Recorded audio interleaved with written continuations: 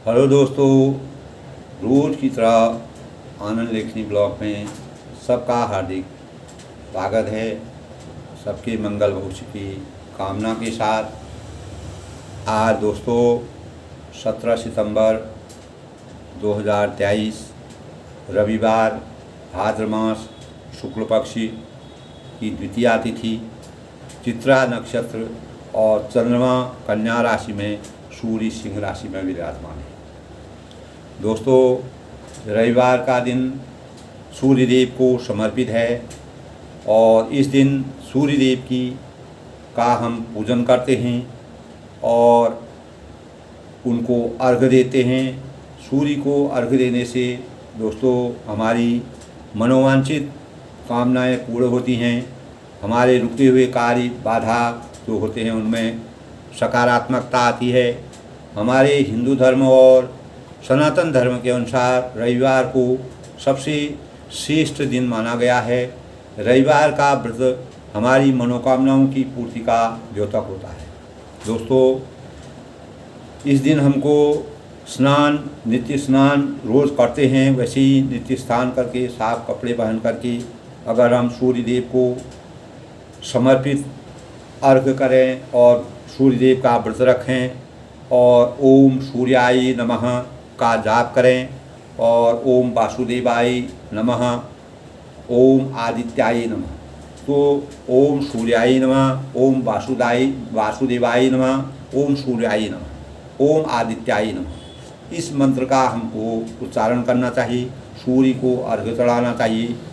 हमारे हिंदू धर्म में दोस्तों सप्ताह में एक दिन किसी न किसी देवता को समर्पित होता है। ये हमारी नीति है, उसी के अनुसार अपने दैनिक क्रियाओं को करते हैं। और हिंदू धर्म इस बात को बहुत ही महत्व देता है। रविवार का दिन भगवान सूर्यदेव को समर्पित होता है। इस दिन की व्रत रखने से शरीर में मानसिक और शारीरिक रूप से बलवान आदमी होता है और हमारी मानसिक बाधाएं और शारीरिक बाधाओं का निवारण होता है। असीम दोस्तों जो सुखों की हमें असीम सुख और शांति की प्राप्ति होती है। और जो कुछ हमको इस दिन दोस्तों क्या करना चाहिए क्या नहीं करना चाहिए, इस बात का भी हल्का सा ज्ञान हमको होना चाहिए। 5 काम दोस्तों सूर्य यानी रविवार को नहीं करने चाहिए। सबसे पहले दोस्तों मैं रोज़ बताता हूँ, मैं भी अध्ययन करता हूँ, तो उसके अनुसार जो हमारे वेद शास्त्रों में हमारे नियम हैं उसके अनुसार हमको दोस्तों सूर्य देव के यानी रविवार को हमको हार्डवेयर संबंधी कोई भी चीज़ जहाँ तक हो नहीं खरीदनी चाहिए, उससे परहेज़ करना चाहिए। तो कुछ इस प्रकार के वास्तुकला के नियम हैं, उनका हमको अगर हम पालन करते हैं। और पश्चिम दिशा की अगर हमको कहीं यात्रा में जाना है, सूर्य के दिन पश्चिम दिशा की यात्रा भी वर्जित है दोस्तों।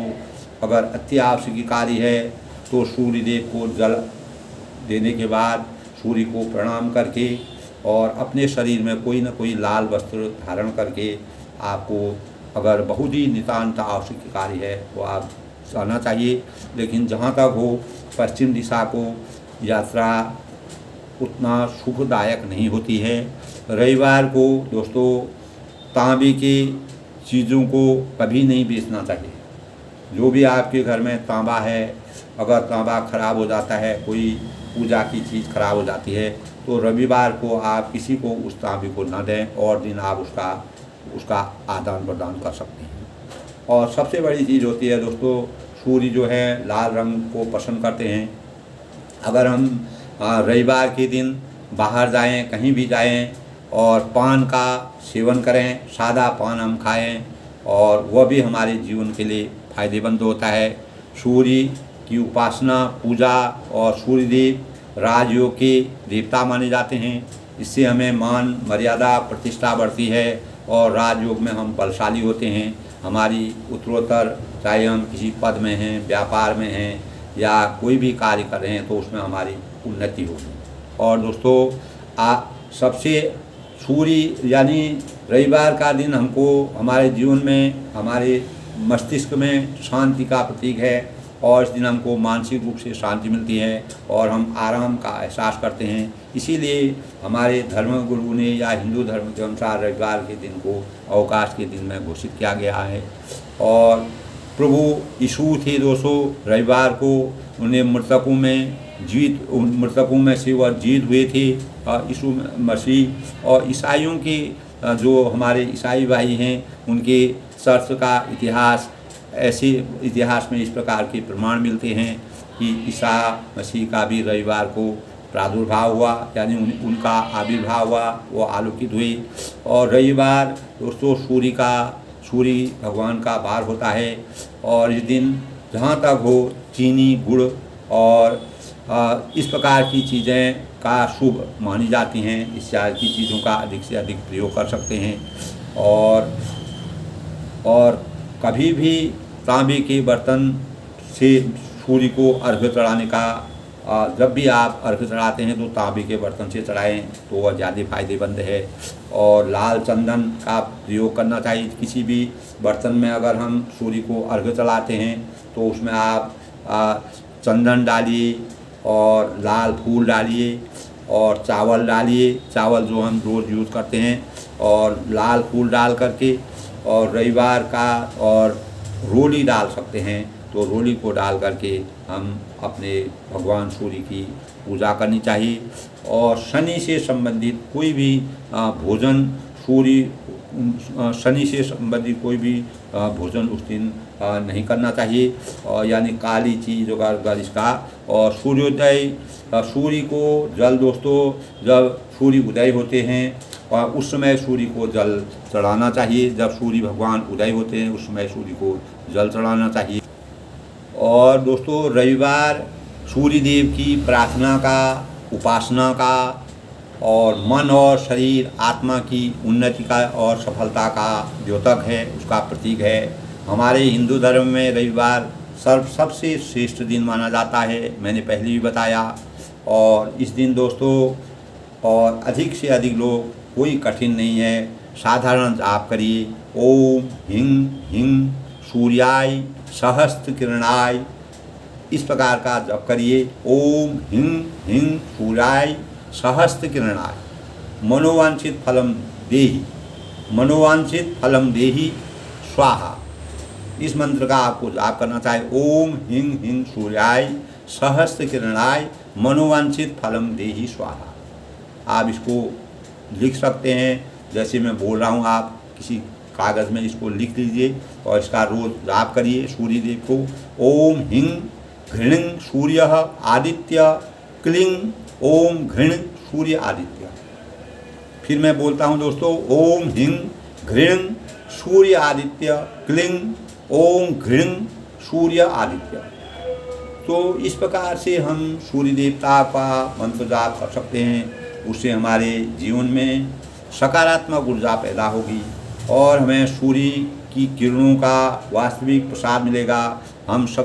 हमारे पंचांग के अनुसार दोस्तों आज सूर्य देव की उपासना के साथ ही आज भगवान विश्वकर्मा जी की जयंती का भी पुण्य पर्व है। और देव ऋषि भगवान जो विश्वकर्मा थे वो उनकी जयंती आज ही के दिन मनाई जाती है।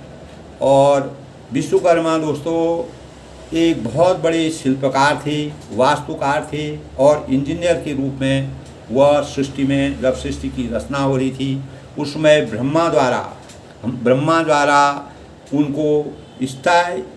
उनको सजाने के लिए, इस सृष्टि के रूप को, इस सृष्टि को सजाने के लिए और उन विश्वकर्मा जी ने अपना पूजा विधि से और इस सृष्टि की रचना को सजाया।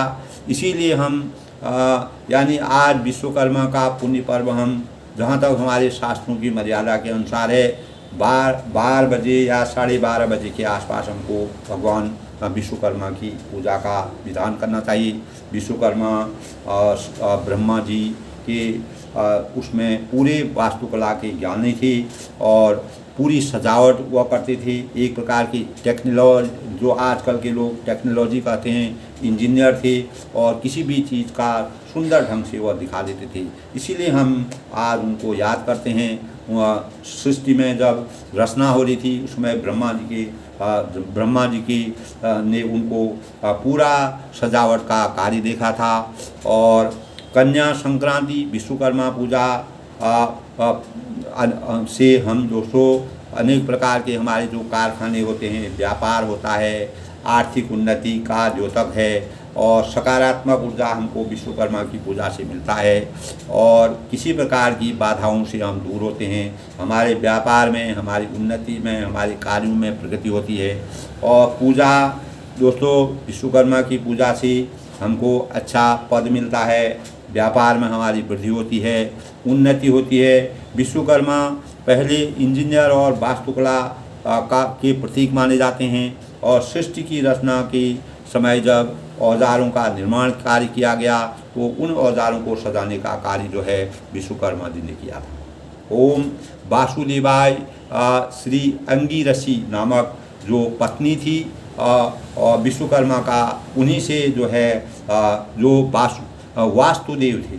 वास्तुदेव थे कि उनकी अंगिरसी नामक जो पत्नी थी, उन्हीं से विश्वकर्मा जी का जन्म हुआ है, ऐसा हमारे शास्त्रों में माना गया है, ऐसा हमारे शास्त्र और ग्रंथ कहते हैं। इस प्रकार की रचना है, इस प्रकार के भाव हैं। पंचमुखी, पूर्ण, पश्चिम, सुदशा, मन यानी मनु और मम, स्वाष्टा, शिल्पी और देवज ब्रह्मा जी के 7वें पुत्र।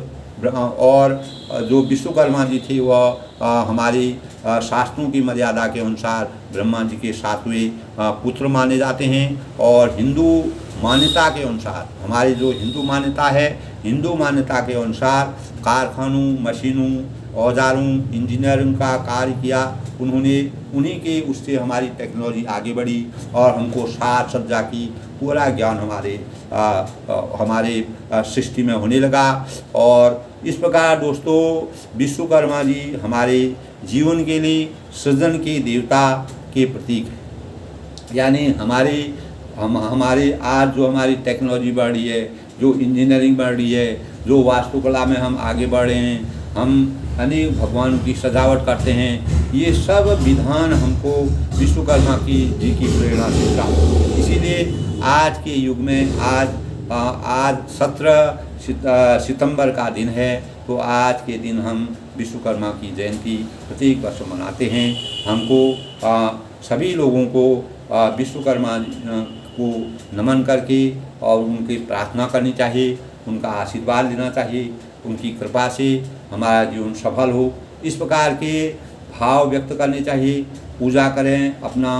आज हमारे जो भी औजार होते हैं, जो भी लोहे का सामान होता है, हमारी साग सज्जा होती है, उसको सजाया जाता है। इसीलिए सजाया जाता है, इसका मेन कारण वही है, जब सृष्टि की रचना हुई थी ब्रह्मा जी ने विश्वकर्मा जी को ही सजावट का कार्य और पूरा इंजीनियरिंग का काम उनको दिया था कि इसी धरती मंडल को, इस सृष्टि की रचना को सजाने के लिए। यही सबसे मेन चीज़ होता है दोस्तों। पूजा सब करते हैं, लेकिन इसके गूढ़ रहस्य को जानना हमारे लिए बहुत ज़रूरी है। तो आज विश्वकर्मा जी ने क्या कार्य किए थे, क्यों उनको आज के दिन पूजा जाता है और क्यों उनका इतना मान सम्मान है। ब्रह्मा जी के साथ जो रचनाकार थे, शिल्पकार थे और इंजीनियर थे, वास्तुकला के जानकार थे और पूरी सजावट को उन्होंने, आज टेक्नोलॉजी आज इतनी आगे बढ़ी, तो ये हमारी सृष्टि का ही, जब सृष्टि की रचना हुई थी, हमारे वेदों में, हमारे शास्त्रों में, हमारे ग्रंथों में इस प्रकार की रचना है दोस्तों। इन्हीं से हम आज विश्व में अपना स्थान पा रहे हैं, आगे बढ़ रहे हैं। तो विश्वकर्मा का आशीर्वाद सभी पर बना रहे, इसीलिए आज विश्वकर्मा जी को हमको नमस्कार करना चाहिए, उनको नमन करना चाहिए, उनकी प्रार्थना करनी चाहिए और उनकी पूजा करनी चाहिए। और हमको दोस्तों अपने जीवन में सकारात्मक ऊर्जा की प्राप्ति होगी। तो विश्वकर्मा जी के आशीर्वाद से आज हमारी टेक्नोलॉजी इतनी आगे बढ़ी, हमको साग सज्जा का ज्ञान हुआ, हमको कैसे रहना चाहिए। इसी प्रकार दोस्तों हमारे जीवन में सत साहित्य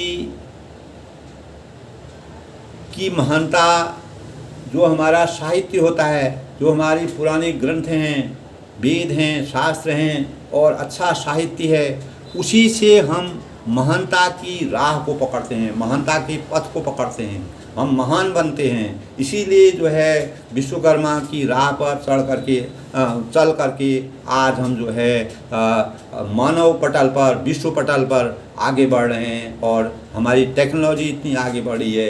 ये उन्हीं की शुरुआत का विषय है। और असली गूढ़ रहस्य अगर हम गूढ़ रहस्य को जानें तो विश्वकर्मा जी ने ही हमको टेक्नोलॉजी इंजीनियरिंग की पूरी विधाओं का ज्ञान कराया।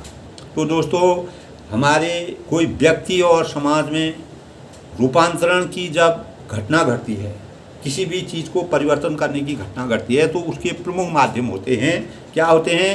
स्वाध्याय और सत्संग।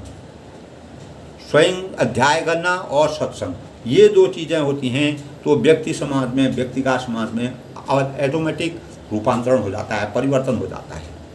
तो स्वाध्याय और सत्संग एक ऐसी चीज़ है जो हमारे जीवन में आमूलचूल परिवर्तन कर देते हैं। स्वाध्याय से सत्प्रेरणा मिलती है। अगर हम स्वाध्याय करते हैं और तो उससे हमारे जीवन में अच्छी प्रेरणा मिलती है। और सत्संग से सद्भावना, हमारी जो सद्भावना, अगर हम अच्छे सत्संग में जाएंगे, अच्छी चीज़ों को देखेंगे, विश्वकर्मा जैसे लोगों के पूज्य देवों के अनुसार अपने जीवन को बनाएंगे, निश्चित है दोस्तों हमारे जीवन में सद्भावना पुष्ट होगी, हमारा मन पुष्ट होगा, हमारे विचार पुष्ट होंगे। और इसी प्रकार जब ये आचरण में, हमारे रोज़ के आचरण में ये भाव उतरते हैं और जब ये भाव हमारे अंदर उमड़ते हैं तो क्या होता है? एक प्रकार का हमको परिवर्तन मालूम पड़ता है। यानी हम अपने आप को परिवर्तनशील मानते हैं, अपने जीवन को परिवर्तित जैसा मानते हैं। तब एक ऐसा परिवर्तन जो यह ऐसा परिवर्तन होता है जो सतत प्रवाहमान, यानी बहता हुआ जैसा रहता है, जो हमारे शरीर में लगातार आ रहा है, इस प्रकार का हमको एहसास होता है। तो मानव को, महामानव और समाज को स्वर्ग बना देता है।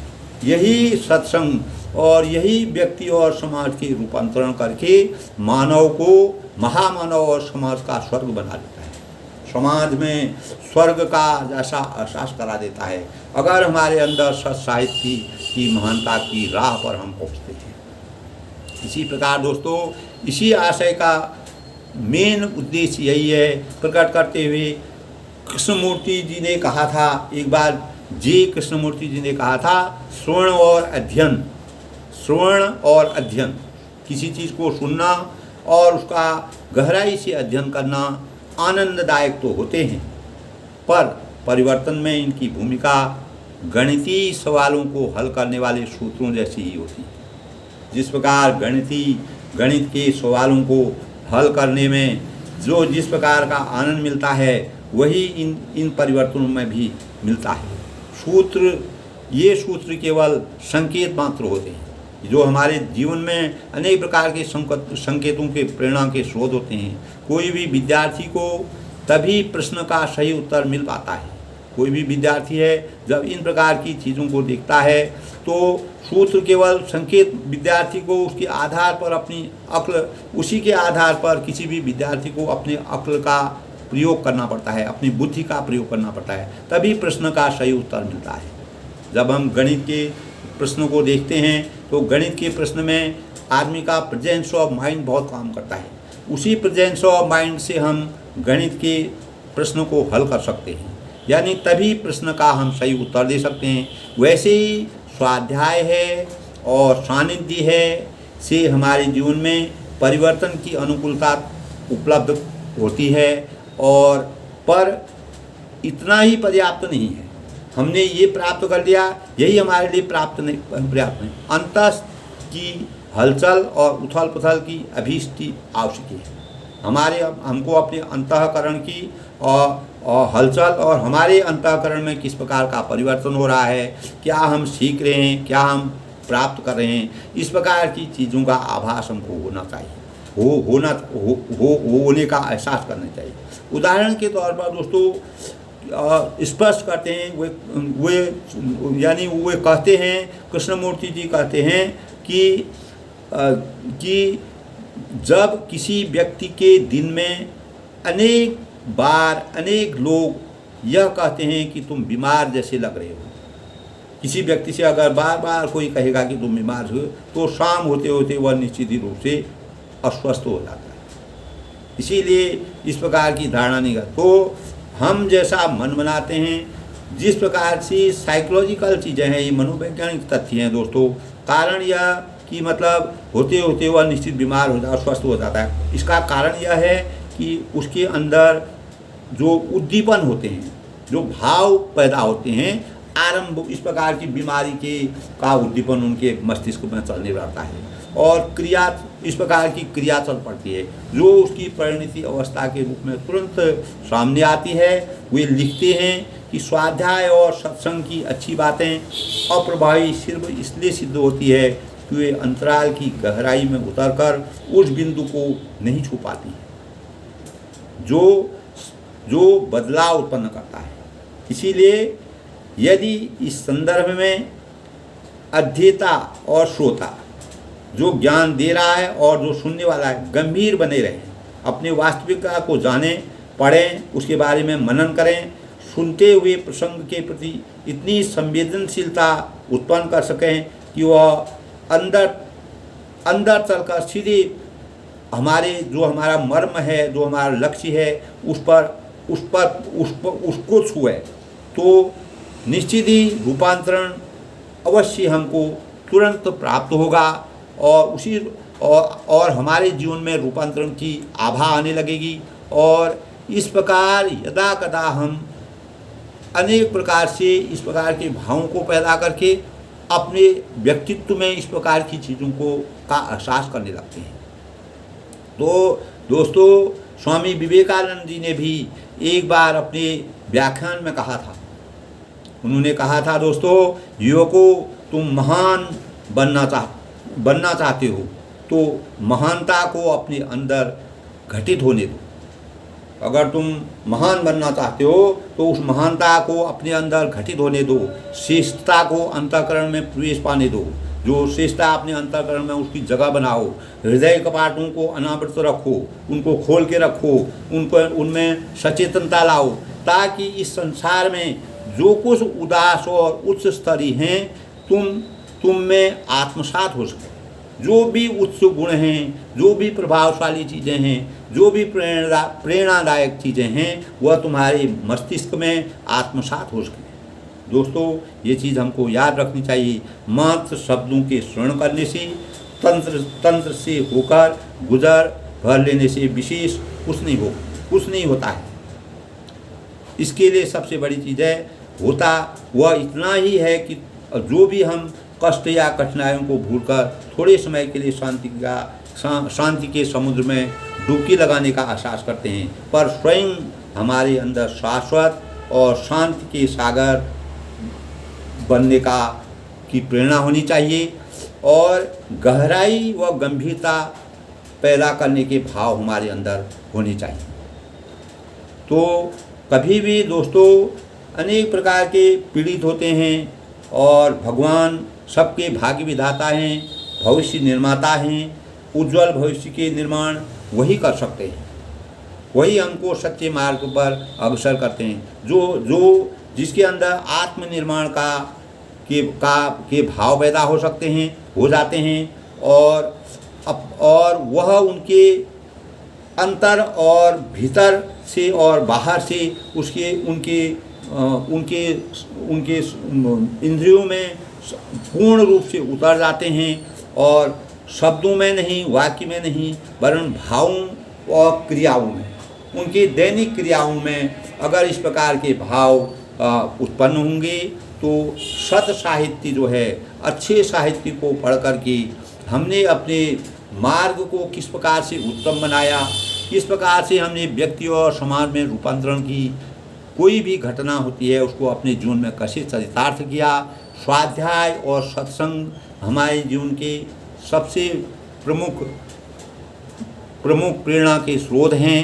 और स्वाध्याय से ही सत्प्रेरणा हमको मिलती है और सत्संग से सद्भावना पुष्ट होती है। दोस्तों, इस प्रकार रोज के इस हमारे भावों में निर्मलता आती है। हम किसी चीज़ के लिए अपना लक्ष्य बनाते हैं और उसकी प्राप्ति करते हैं। आज रविवार के अवसर पर दोस्तों मैंने सूर्य भगवान के बारे में और जो सत साहित्य है उसको हम कैसे उसकी महानता की उपलब्धि अपने जीवन में कैसे चरितार्थ कर सकते हैं। और कल के प्रसंग में दोस्तों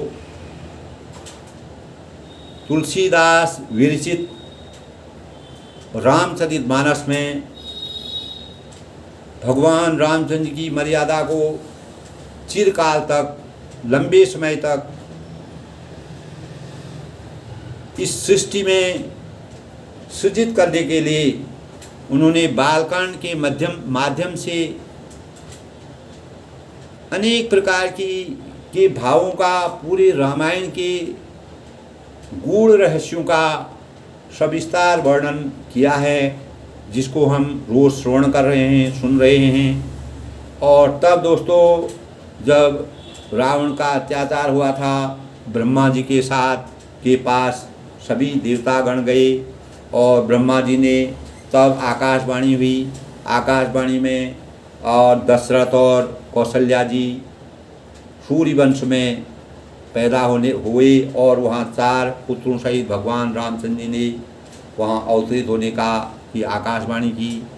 और इस प्रकार दशरथ जी ने अनेक प्रकार के यज्ञ करके, साधना करके अपने पुत्रों को प्राप्त किया। अपने गुरु वशिष्ठ जी और श्रृंगी ऋषि के सानिध्य से उन्होंने अनेक प्रकार के यज्ञ किए, जिसमें उनको खीर जो है दोस्तों उत्पन्न हुई। अग्निदेवता खीर लेकर के प्रकट हुए और वही की खीर जो है रानियों में वितरित की गई। जो दशरथ जी की रानियाँ थीं उनको वितरित की गई और जिसको जितना भाग मिला उसी अनुसार उनके पुत्र प्राप्ति की कल्पना बताई है। इस प्रकार का प्रकरण हमने कल पढ़ा दोस्तों।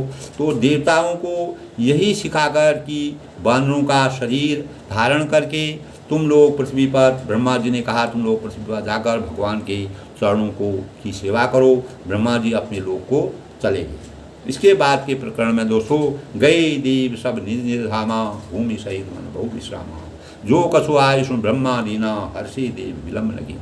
तब सब देवता अपने अपने लोक को गए पृथ्वी पर। सब ने मन से शांति मिली और ब्रह्मा जी ने जो कुछ का आज्ञा दी सब ने उसका अनुपालन किया और वह अपने अपनी जगह काम करने लगे। बन चर दे धरी चितमाही, अतुलित बल प्रताप नहीं नाही, गिरि तरु नखदाय सबीरा, हरिमार्ग जितवन में धीरा। पृथ्वी पर उन्होंने बानर देह धारण की और अपार बल और प्रताप की प्राप्ति की। सभी शूरवीर, पर्वत, वृक्ष और नख, उनके नख जो है शस्त्र हो गए और धीर बुद्धि वाली बानर रूप देवता भगवान के आने की राह देखते रहे। गिरि कानन जहाँ तहाँ भरी बूरी, पूरी रही रही निज अनिक रुचि रूरी, यह सब रुचिर चरित में भाषा, अब सो सुनो रूपी चही राखा। यानी बानर, पर्वत और जंगलों में जहाँ तहाँ अपनी सुंदर सेना बनाकर भरपूर पूरे रूप में आच्छादित हो गए और सब सुंदर चैत्रवान काम करने लगे और उनके चैत्र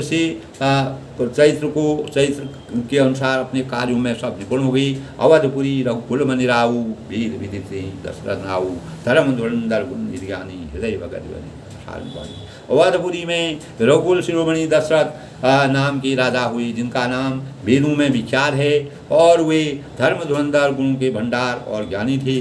उनके हृदय में सांग धनुष श्रवण और धारण करने वाली भगवान की भक्ति थी और उनकी वृद्धि भी उसी की वृद्धि भी उन्हीं में लगी रहती थी। लगातार वह उसी कार्य में लगे थे। कौशल्या नारी प्रिय सब आदरण पुनी, पति अनुकूल प्रेम दृढ़ हरिपर।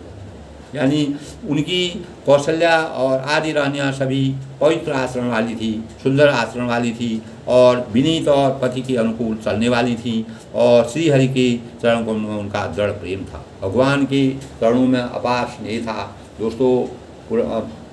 यानी उनकी मर्यादा की रचना के लिए इस प्रकार से सभी का सुंदर चरित्र चित्रण तुलसीदास जी ने किया है। एक बार भूपति सन माही भी गलानि मोरी सुत नाही, गुरु ग्रह गयऊँ तुरत महिपाला चरण लाए गरे विनय विशाला।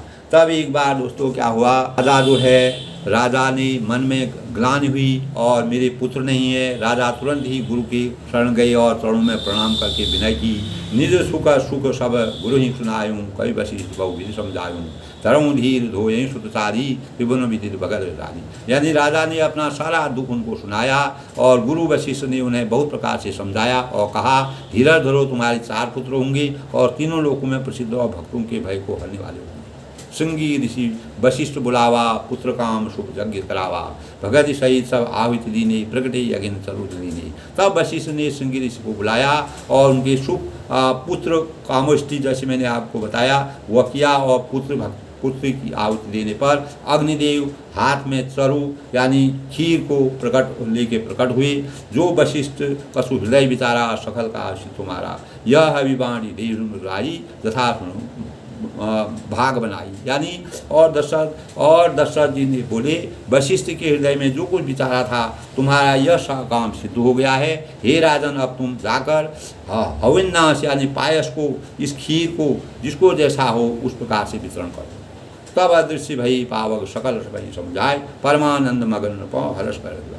तदंत अग्निदेव सारी सभा को समझाकर अंतर ध्यान हो गई। राजा परमानंद में मग्न हो गई। उनके हृदय में अपार हर्ष का आशास होने लगा, हर्ष होने लगा। तब ही राय प्रिय नाय बोलाई, कौशल्या जहाँ चली आई, अर्घ भाग कौशल्या दीना, अभय भाग आदि कर देना। तब उन्होंने कैसे वितरित किया दोस्तों, उस खीर को कैसे बता गया। उसी समय राजा ने अपनी प्यारी पत्नियों को बुलाया और कौशल्या आदि रानियाँ जहाँ चली आई और राजा ने पायस का जो वह खीर का बर्तन था, वह खीर थी, उसमें आधा भाग उसका आधा करके वह कौशल्या जी को दिया और शेष आधे से 2 भाग, आधे के उन्होंने 2 भाग किए। 2 भागों में केकई कह नभ सो गया दयऊँ, रयो सो गई भाग बोले वह, कौशल्या केकई हतवरी हरी दीन सुमित्र कर मन प्रसन्न। तब उनमें से 1 भाग राजा ने केकई को दिया और जो आधे में से जो आधा था उसमें से 1 भाग उन्होंने केकई को दिया। शेष जो बचा रहा वह 2 भाग उन्होंने राजा ने कौशल्या और केकई को, यानी कौशल्या और केकई को के हाथ रखकर अर्थात उनकी अनुमति लेकर और इस प्रकार उनका मन प्रसन्न करके सुमित्रा को दिया। यानी सभी रानियों को उन्होंने उनके भाग के अनुसार कैसे उनको पुत्र की प्राप्ति, किसको कौन सा पुत्र प्राप्त हुआ, इस अनुसार उन्होंने ब्रह्मा जी की रचना के अनुसार ये कार्य किया। अग्निदेव जो है वह अपने लोक को चले गए और यह करके यही विधि गर्भ सहित सब नारी, भयम हृदय हर्षित सुख भारी, भा जा दिन तय हरि गर्भ ही आई, सकल लोग भगवान प्रकट हो रहे हैं दोस्तों। देखिए इस प्रकार सब स्त्रियाँ गर्भवती हुई, वे हृदय में बहुत हर्षित हुई। राजा को बड़ी खुशी हुई, रानियों को भी खुशी हुई, उन्हें बहुत सुख मिला। जिस दिन से श्री हरि लीला गर्भ में आई तब लोगों में सुख और यानी सुख और संपत्ति छा गई। चारों तरफ सुख और शांति का आभास होने लगा। दोस्तों अगर हमारा कोई भी स्त्री होती है, अगर उसके पेट में कोई भी बच्चा होने वाला होता है, ये हमारे नीति शास्त्रों में कहा गया है, हम अगर अच्छा खाएंगे, अच्छा पिएंगे, वेद शास्त्रों का अध्ययन करेंगे, सकारात्मक दिशा का अनुसरण करेंगे और रोज़ भगवान के भजन करेंगे, अच्छे भाव सुनेंगे, शांति का एहसास होगा, चारों तरफ शांति होगी और सब तरह से अगर हम उसको अच्छा करेंगे तो पुत्र जो होते हैं दोस्तों, या पुत्र हो वह भी पूरे मस्तिष्क से बहुत ही विचारवान और शीलवान पैदा होते हैं। तो किसी भी, ये भी बहुत बड़ी शिक्षा की बात है दोस्तों, जब गर्भ में बच्चा होता है तो उस समय कोई भी स्त्री के लिए अच्छा वातावरण परिवेश बनाना चाहिए, चाहे पारिवारिक हो, सामाजिक हो, आर्थिक हो, धार्मिक हो और हमारी शिक्षा के प्रति हो, अच्छी शिक्षा देना है, वेद शास्त्रों का अध्ययन करना है, रामायण का अध्ययन करना है, गीता का अध्ययन करना है। जितना हम अच्छी चीज़ों का अध्ययन करेंगे उस काल में तो उतना ही वह बच्चा उतना ही हृष्ट-पुष्ट होगा, उतना ही उसमें ज्ञान होगा और उसमें अपार ज्ञान होगा और उसमें कुछ न कुछ विलक्षण प्रतिभा होती है। ये आप प्रयोग करिए, अगर आप कभी भी कोई होता है, जैसा आपका परिवेश होगा, वातावरण, आप अगर पूरे उसमें अगर टेंशन में रहेंगी, अशांति में रहेंगी, अशांति का वातावरण होगा और घर में रोज कलह होगा, वो होगा, तो उस पुत्र में भी उसी प्रकार के भाव आते हैं। दोस्तों, ये साइकोलॉजिकल है, ये हमारे शरीर की इंद्रियाँ होती हैं, हमारे इस प्रकार के हमारे वाइब्रेशन होते हैं, उन्हीं वाइब्रेशनों से हमारा जीवन चक्र चलता है और उसी अनुसार जो वह संतान पैदा होती है उनमें भी उसी प्रकार के गुण आते हैं। तो परम ब्रह्म परमेश्वर ने इस प्रकार का वातावरण बनाया कि जब भगवान रामचंद्र जी पेट में हुए तो पेट में आए, तो उनको गर्भ में आए तो अनेक प्रकार के वेद शास्त्रों का अध्ययन किया गया, इस प्रकार के सत्संग में रखा गया, इस प्रकार का सानिध्य बना गया, चारों ओर सुख शांति की स्थापना की गई। तभी कहते हैं दोस्तों, इस मंदिर है और मंदिर है, भगवान की उपासना करना है, सच्चे भाव से हम करेंगे, मन लगा कर करेंगे, निश्चित ही हमें हमारे जीवन में सकारात्मक ऊर्जा पैदा होगी, उससे हमारा मन बदलेगा, हमारे इंद्रियों में उसी प्रकार के भाव पैदा होंगे और हम जैसा खान पान करेंगे, जिस प्रकार का सेवन करेंगे, जिस प्रकार के वस्त्र पहनेंगे, अगर हमारा खान पान बढ़िया होगा, सब कुछ बढ़िया होगा, हम अच्छी चीज़ सुन रहे हैं, सब कुछ अच्छा हो रहा है, तो उस बच्चे में भी उस प्रकार के भाव लाते हैं। ये चीज़ आप दोस्तों बिल्कुल साइकोलॉजिकल, बिल्कुल मनोवैज्ञानिक इसका अध्ययन कर लीजिए, ये हमारे जीवन में बिल्कुल सकारात्मक होते हैं, इसको कोई नकार नहीं सकता है। मंदिर माँ सब राज ही रानी शोभासी तीर्थानी सुख जनक सुख काज जगहूँ सर्व सुख अवसर, यानी शोभाशील और तेज की खान बनी हुई सब रानियाँ महल में सुशोभित हैं। और इस प्रकार उस समय सुखपूर्वक बीता और अवसर आ गया जिसमें प्रभु को प्रकट होना था। ये अवसर आ गया कि भगवान को प्रकट होना था।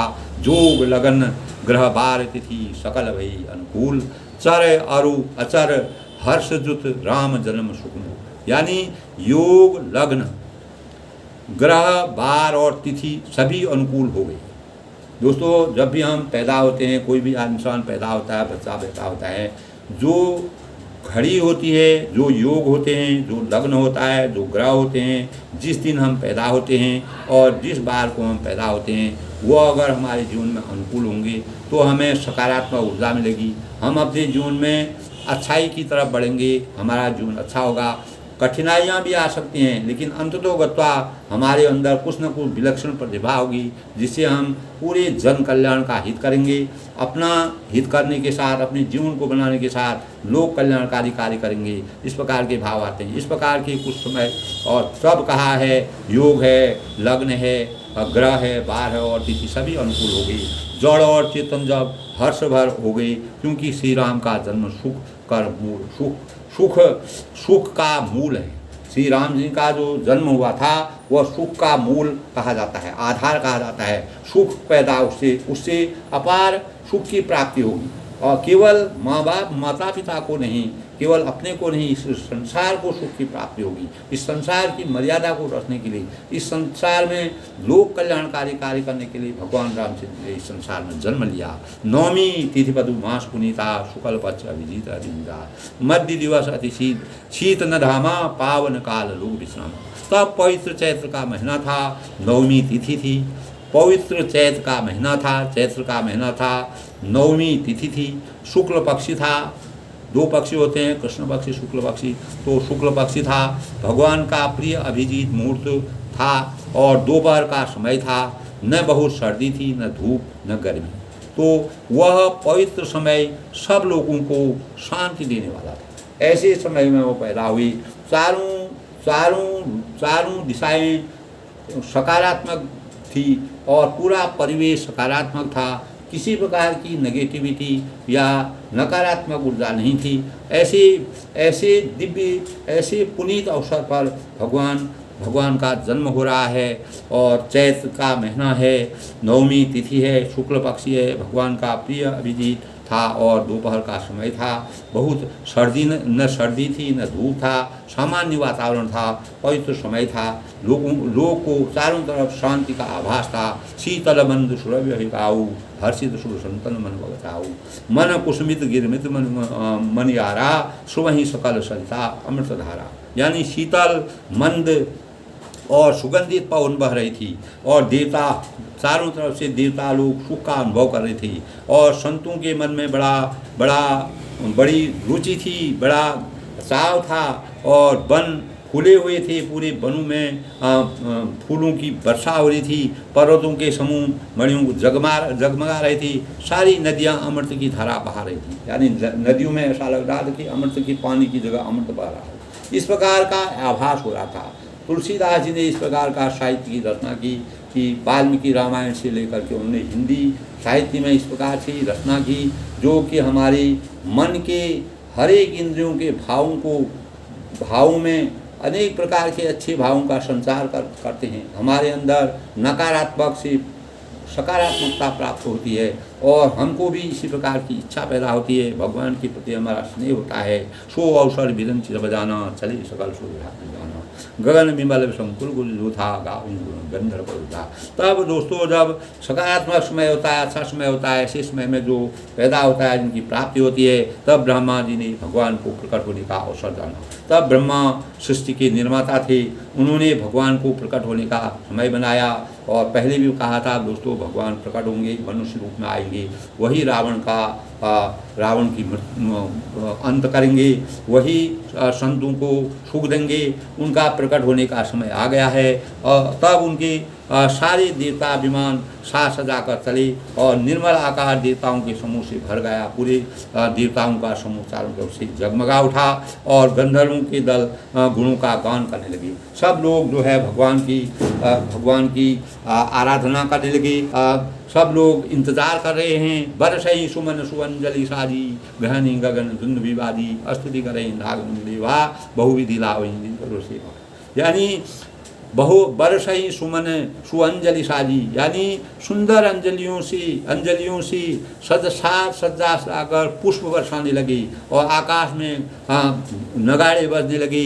देवता लोग नगाड़े बजा रहे हैं। नाग है, मुनि हैं, देवता हैं, अनेक प्रकार से भगवान की स्तुति कर रहे हैं और बहुत प्रकार से अपनी अपनी सेवा और उपहार देकर।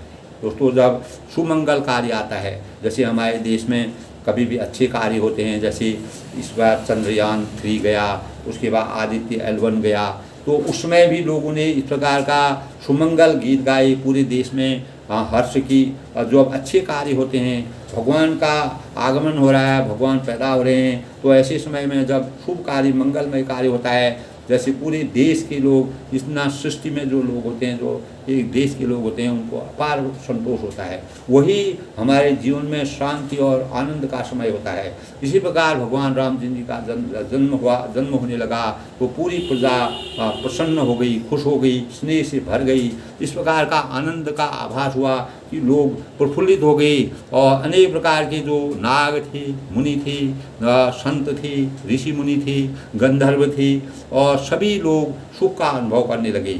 ये बड़ा पुनीत पर्व था दोस्तों। सुर समूह विनती करी पहुँचे धाम, जग निवास प्रभु प्रकटे अखिल लोक विश्राम। तब देवताओं के समूह विनती करके अपने अपने लोक में जा पहुँचे। अपने अपने जहाँ जो रहते थे अपने अपने लोक में गए। समस्त लोगों को शांति देने वाले जगदाधार प्रभु प्रकट हुए। तब भगवान रामचंद्र जी प्रकट हुए हैं। तब उनके प्रकट होने से दोस्तों अब वह प्रकट होते हैं और रामचंद्र जी प्रकट होते हैं। तब अब कल के प्रकरण में दोस्तों भगवान राम जी का प्रकट होना और इस प्रकार का वातावरण होता है कि भगवान कैसे प्रकट होते हैं, देवता लोग किस प्रकार से मग्न हुए। तो कल के प्रकरण में दोस्तों हम भगवान रामचंद्र जी को ये जन्म के बारे में बताएंगे। भगवान के प्रकट होने पर चारों तरफ का वातावरण किस प्रकार का हुआ, कैसे आभा मंडल हुए, कैसे देवता खुश हुए, सुर है, नाग है, मुनि हैं, देवता और स्तुति करने लगे। सभी लोग अपने अपने लोक को चल गए, सब आनंद का एहसास करने लगे। तो कल के प्रकरण में दोस्तों, आज के प्रकरण में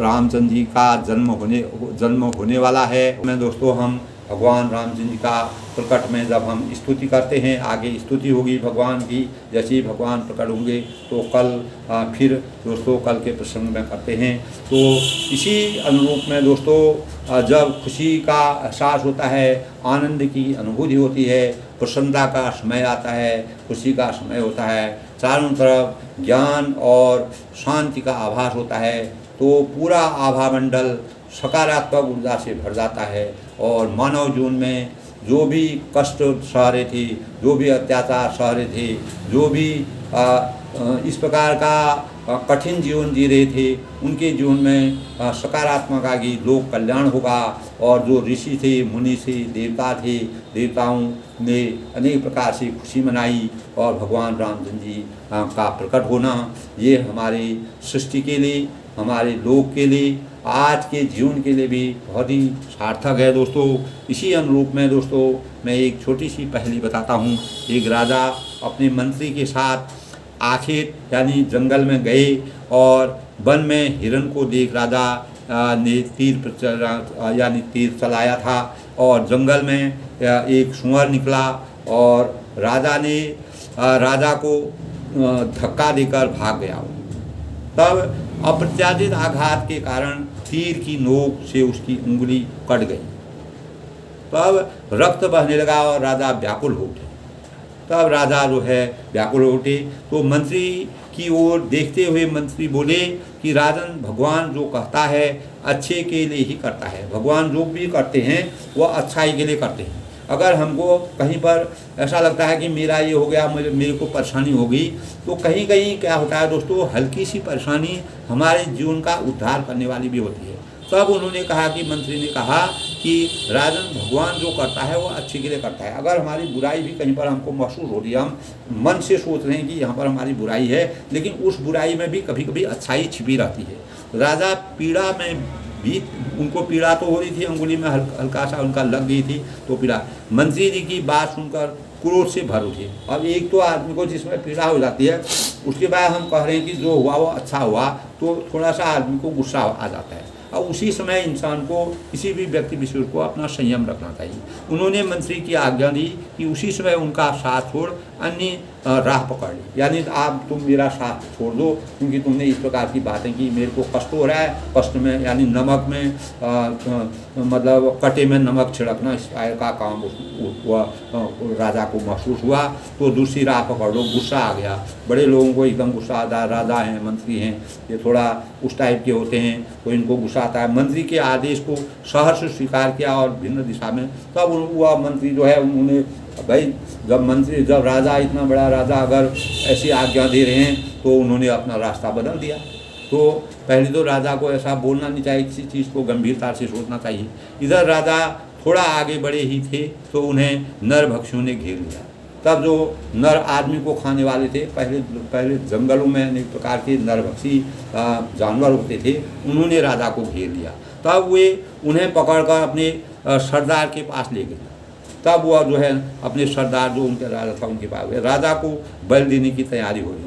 तब वह जो है, जो नरभक्षी थे, जो वह आदमी को खाते थे, उन्होंने जो है राजा को उनके जो प्रमुख थे उनके पास ले गए और उन्होंने कहा कि इसका अंग भंग कर दो और इसकी बलि स्वीकार नहीं हो सकती। तब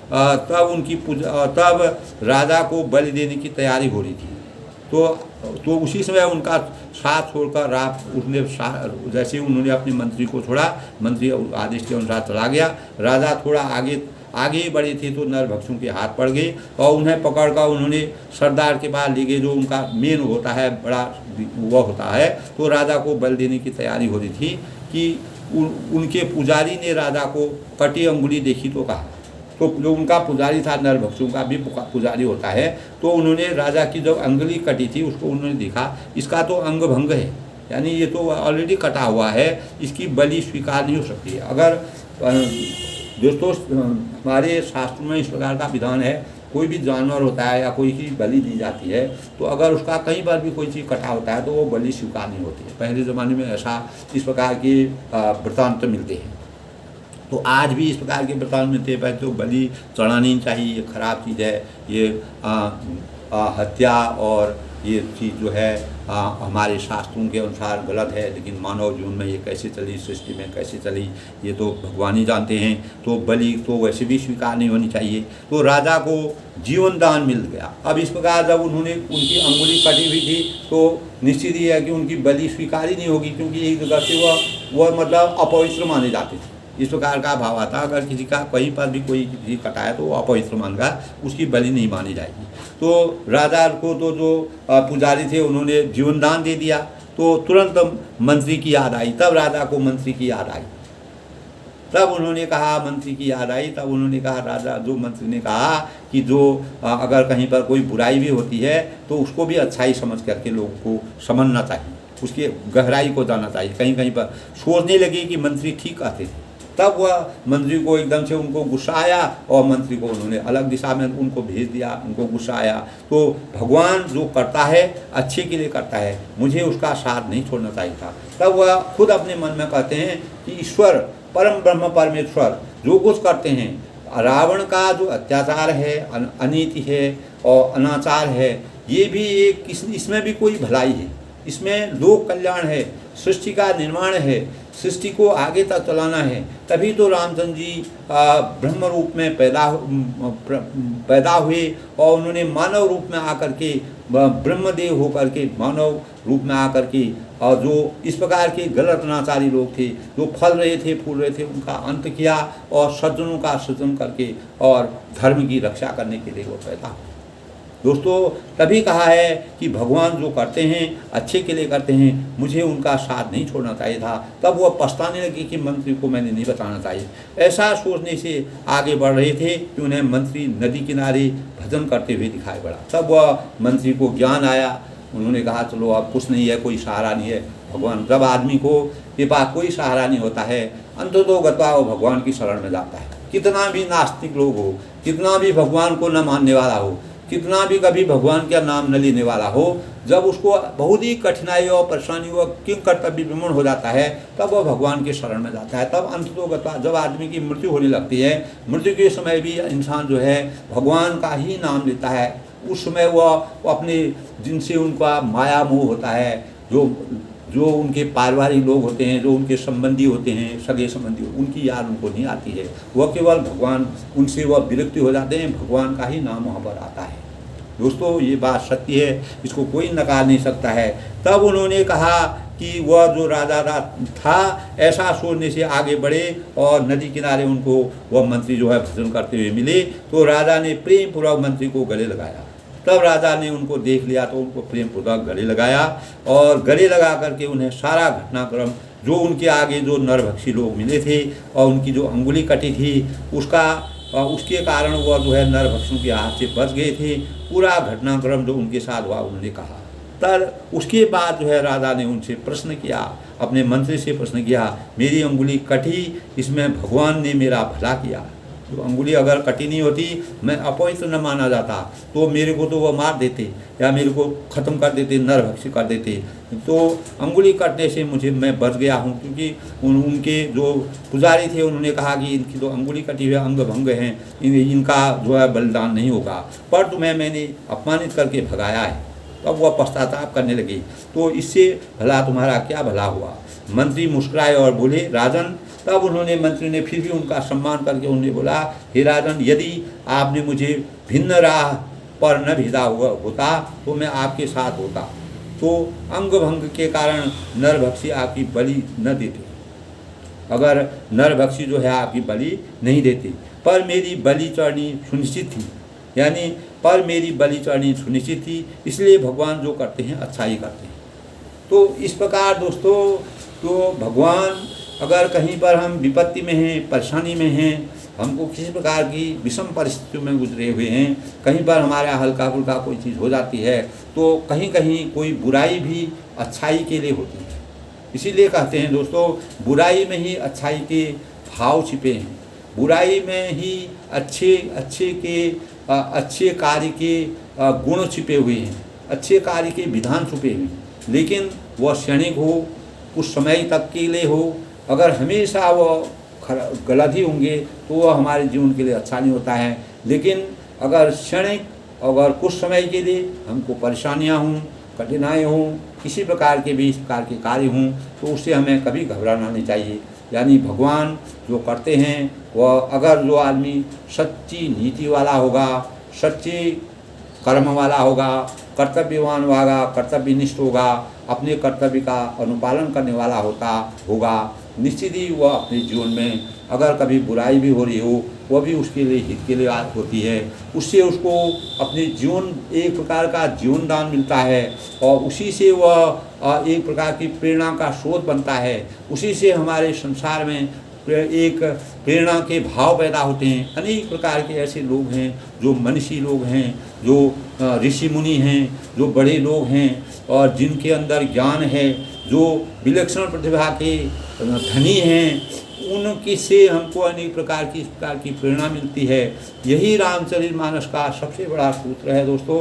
रामचरितमानस में हमारे जीवन में सकारात्मकता पैदा करने के अनेक प्रकार के भाव छुपे हुए हैं। हमको मन, वचन और कर्म से अगर इसका पूर्ण रूप से हम अध्ययन करेंगे, हमको इसके भाव जानेंगे, हमको किस पग पर किस समय में कैसी परिस्थिति में क्या करना चाहिए, उसके लिए हर समय तत्पर रहना चाहिए, तैयार रहना चाहिए। और विषमता में भी समता के भाव छुपे हैं, बुराई में ही अच्छाई के भाव छुपे हैं, दुख में ही सुख के भाव छुपे हुए हैं और कठिनाई में भी अच्छाई के भाव छुपे हैं। इस प्रकार दोस्तों हमको कभी भी अपने जीवन को परेशान नहीं देखना चाहिए। हर हालत में हमको अपने आप को मजबूत रखना चाहिए। यही हमको रामायण भगवान तुलसीदास द्वारा विचित भगवान श्री राम जी की मर्यादा से मिलते हैं। भगवान राम जी का अवतरित हो रहे हैं और बालकांड में भगवान मर्यादा पुरुषोत्तम भगवान राम जी का उदय हो रहा है। और अब हम कल के प्रकरण में दोस्तों भगवान का प्रकट होने पर किस स्तुति होगी, भगवान की प्रार्थना की जाएगी और कल के प्रसंग में वह करते हैं। और अपनी वाणी को विराम देते हुए सबके मंगल भविष्य कामना के साथ आज के प्रसंग की समाप्ति और कल फिर मिलते हैं। सबके मंगल भविष्य की कामना के साथ बड़ों को मेरा सादर नमस्कार, छोटों को मेरा आशीर्वाद। सबके मंगल भविष्य की कामना के साथ आज रविवार का दिन है, सब लोग अवकाश पर हैं। रविवार का दिन हमारे शास्त्रों में सबसे पुनीत दिन माना जाता है। सबके मंगल भविष्य की कामना के साथ सबका जीवन सार्थक रहे, सब लोग प्रसन्न रहें, खुश रहें, सबके जीवन में आनंद का आभास हो, सब लोग उनका जीवन शांतिप्रद रहे, सब रोग दोष दुख व्याधि से दूर रहें और सभी के जीवन में सकारात्मक ऊर्जा का समावेश हो। सबको मेरा धन्यवाद, सबको नमस्कार।